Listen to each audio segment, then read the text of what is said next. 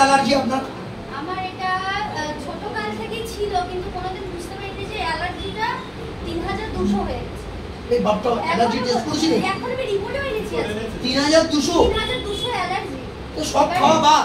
সব মানে allergy profile করেছি, দুধ খাওয়া বাদ, নানা রকম শাক সবজি সবকিছু খাওয়া বাদ। আপনি ইনহেলার নিতে হতো? ইনহেলার প্রত্যেকদিন রাতে নিতাম, আর ছোট বাচ্চা ছিল, এবারে ইনহেলার নিয়ে নিতে ইউজ করে দিতে হতো, সেটা ভয় লাগতো। বাচ্চার কাছে কি করে, মা হয়ে সন্তানের কাছে যেতে আমার ভয় লাগতো, আমি কি করে যাব।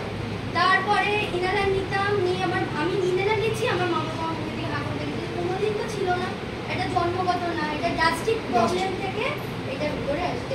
অনেক ডাক্তার দেখেছি, প্রচুর ডাক্তার দেখেছি, এক একজন এক একটা ডাক্তার। এনার সঙ্গে আমার পরিচয় হয়েছে ওই ডাক্তার সোনারপুরে চেম্বারে পরিচয় করেছে।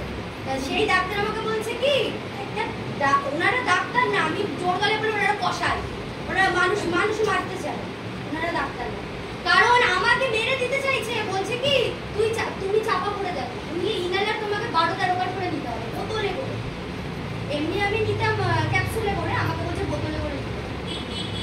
এখান থেকে কি কি খেলেন?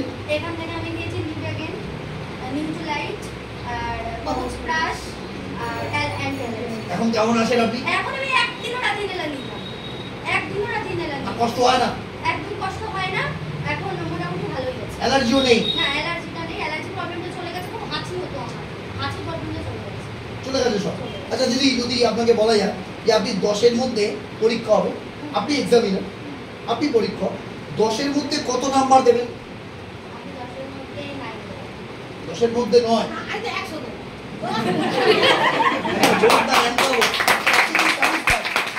আমার সবথেকে জীবনে মানে মাই লাইফস্টাইল হচ্ছে ভগবান। কেন ভগবান? আমি ভগবানকে রাখতাম যে ভগবান একটা এমন কিছু আমাকে দাও যাতে আমি সুস্থ হতে পারি। আমাদের একটা ছোট বাচ্চা আছে, ওকে নিয়ে যেন জীবনে দাঁড়াতে পারি। বয়স কত? বাচ্চার বয়স 1 বছর 1 মাস। ওকে নিউট্রিলাইট খাবেন? নিউট্রিলাইট খাওয়াই। খাওয়ান তো? ও বাচ্চাটা আর কোনোদিন কোনো প্রবলেম। থ্যাংক ইউ, একবার জোরদার হ্যান্ড দাও।